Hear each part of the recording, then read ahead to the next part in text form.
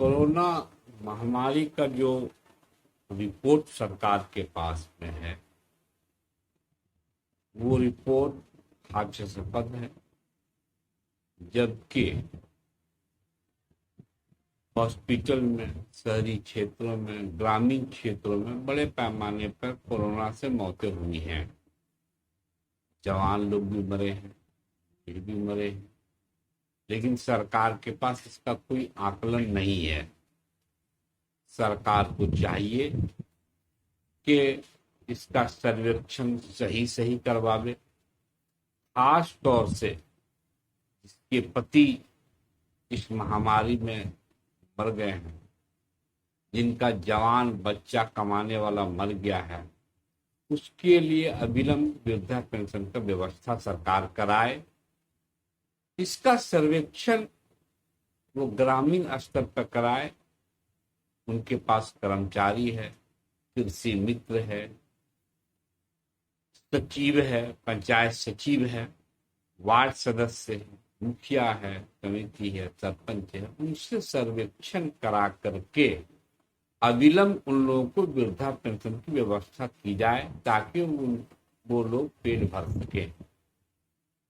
दूसरी ओर सरकार कह रही कि मैं बाढ़ के लिए पूरी तरह तैयार हूं, लेकिन कैसे तैयार है ये इसकी जानकारी अभी तक नहीं मिल रही है।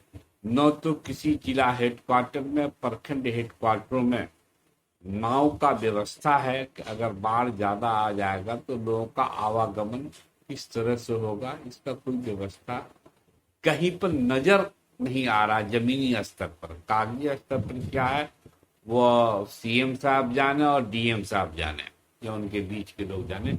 जमीनी सच्चाई ये है कि कहीं पर भी किसी भी तरह का कोई व्यवस्था नहीं है। एक बात सुनने में आ रही है कि जो बाढ़ से जो फसल की क्षति होगी उसका लिस्ट अभी से ये बनवा रहे हैं सीओ साहब के माध्यम से। वो माध्यम क्या है, 2017 में जो मुआवजा किसानों को दिया गया था उसके आधार पर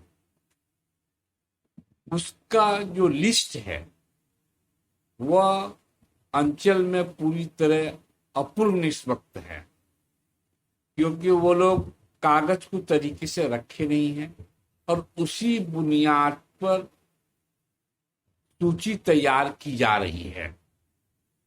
जबकि किसानों का सूची के लिए कर्मचारी हैं, कृषि मित्र हैं, पंचायत सेवक, उनके द्वारा किसानों का लिस्ट उन्हें मंगाना चाहिए।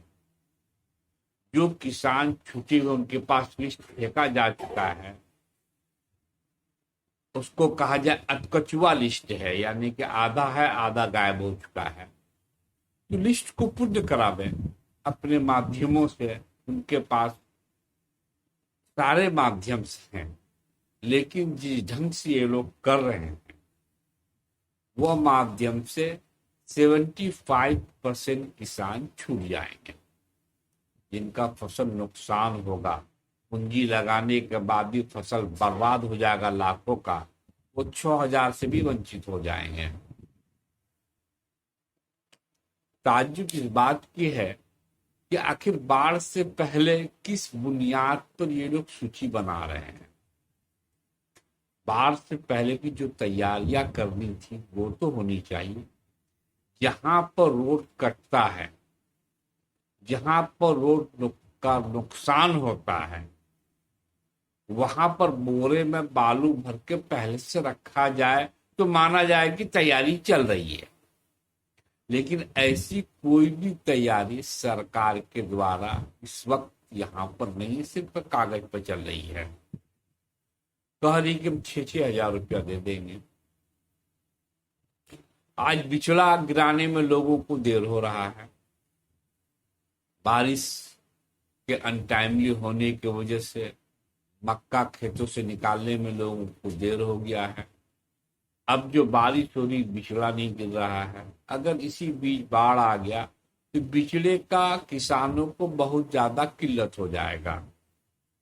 लेकिन सरकार की ओर से न तो वन विभाग के द्वारा कहीं पर बिचड़ा का व्यवस्था किया जा रहा है, या बिचड़ा उठा कर रखा जा रहा है कि अगर किसानों को जरूरत होगी तो उसे उस तक बिचड़ा पहुंचा दिया जाए। तो ये किस टाइप की तैयारी सरकार की है, ये नहीं समझ में आ रही है। न तो कहीं पर बाढ़ से बचाने के लिए बोट का अरेंजमेंट है, रोड कटने पर बोरे में बालू भर के न तो कहीं पर अरेंजमेंट किया गया रखा गया है, तो उसको अविलंब वहां पर दे करके, या अगर बोरा में बालू भरा रहेगा तो मुखिया या वार्ड सदस्य ही अपने मजदूरों से वहां पर बालू, बोरा में कसा हुआ बालू दे देगा तो लोगों का आवागमन चालू हो जाएगा। ये हम लोग हर साल के बाढ़ों में अक्सर देखा करते हैं। यहाँ के बुद्धिजीवी इंजीनियरों के द्वारा जो रोड और जो पुल बनाया जाता है, पुल के बगल में अक्सर रोड टूट जाया करता है, इसलिए कि यहाँ के बुद्धिजीवी इंजीनियर सिर्फ पीसी के दृष्टिकोण से लिस्ट या मैनेजमेंट करते हैं। ये नहीं सोचते हैं कि पुल का स्ट्रेंथ क्या होना चाहिए कि रोड को क्षति नहीं पहुंचे, पानी का निकास तरीके से हो जाए। वो सिर्फ ये देखते हैं कि खाना पूरी हो जाए, पुल बन जाए, बाकी हम लोगों का जो होगा अपना हो जाए। बाकी टूटेगा रोड तो वो ग्रामीण या उस इलाके के लोग भोगे, उससे उनको कोई मतलब नहीं। फिर अगले बार बिल बनेगा, फिर उनका अपना काम चलेगा। सरकार को इस पर भी ध्यान देनी चाहिए, खासकर उस इलाके के जो भी प्रतिनिधि हैं, जनप्रतिनिधि, चाहे वो एमपी हो या विधायक हो, उनको भी इस पर ध्यान देना चाहिए। लेकिन मुझे नहीं लगता है इस वक्त क्या परिस्थिति ये 15 सालों में हो गया है कि जनप्रतिनिधि भी इस बात पर ध्यान नहीं देती कि रोड किस हिसाब से बन रहा है, पुल किस हिसाब से बन रहा है, किस लंबाई चौड़ाई की पुल बननी चाहिए वो क्यों नहीं बन रहा है, इस पर ध्यान नहीं दिया जा रहा। ध्यान सिर्फ इस पर दिया जा रहा है कि ठेकेदार उनको उनका जी हजूरी कर रहा है कि नहीं कर रहा है, ओवरसियर इंजीनियर उनका जी हजूरी कर रहा है कि नहीं। अब जी हजूरी का सेंस क्या वो आप भी समझ रहे होंगे। बस उनको सिर्फ इससे मतलब है, इससे नहीं मतलब है कि उससे असल वक्त पर जब बाढ़ का सीजन आएगा, जब अफलातून बारिश होगा और बाढ़ का पानी का भयावह परिस्थिति होगा, भयावह हालात होगा, उस वक्त उनका आवागमन तरीके से हो पाएगा कि नहीं हो पाएगा, इस पुल के चलते, छोटे पुल बनाने के चलते, इस पर उसको कोई ध्यान नहीं। अभी अब एक छोटा सा मिसाल देखिए, महसाकोल घाट का पुल का सुनने में आ रहा है कि टेंडर हो गया है, लेकिन बार बार जिला पदाधिकारी को भी हम लोगों ने बार बार कहा है, सीएम सेक्रेटेरिएट में भी लिख करके हमने दिया है कि उसका री मेजरमेंट कराया जाए, नापी कराया जाए। 2017 में जो बाढ़ आया उसके चलते नदी में जबरदस्त कटाव हुआ और उसका पार्ट बड़ा हो गया है। अब वहां पर पुल लंबा लगेगा, लेकिन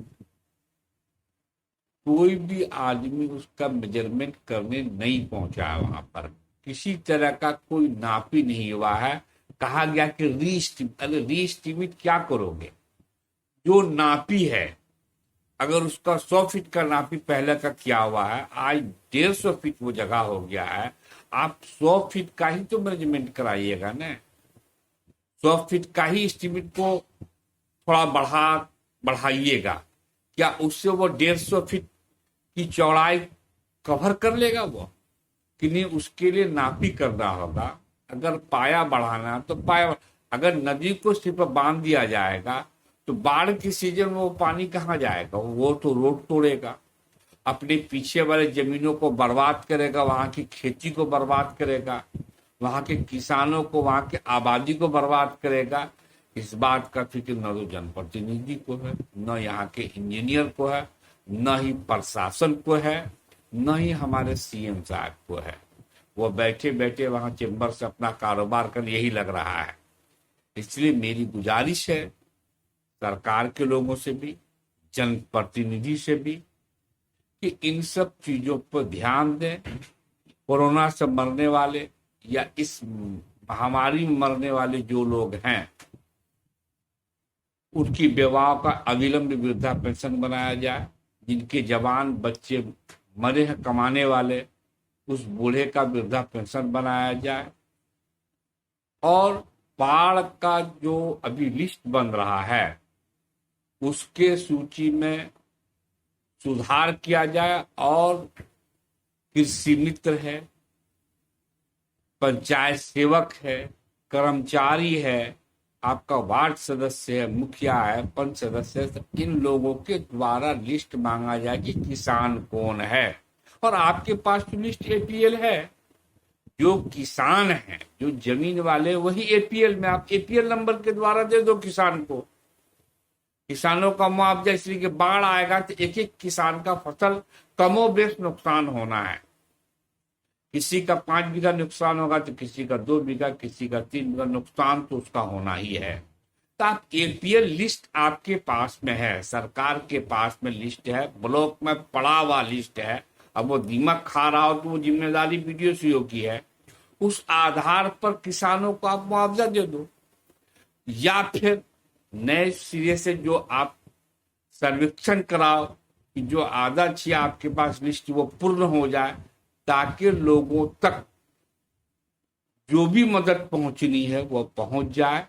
इसलिए मैं सरकार से अनुरोध करूंगा कि इन सब बातों पर ध्यान दे। अगर वो ईमानदार है, वो चाहता है कि मुझे जनता का भला करना है, जनता के सुख दुख में भागीदार बनना है, तो इन सब बातों पर ध्यान दे। जय हिंद, जय भारत, अल्लाह हाफिज।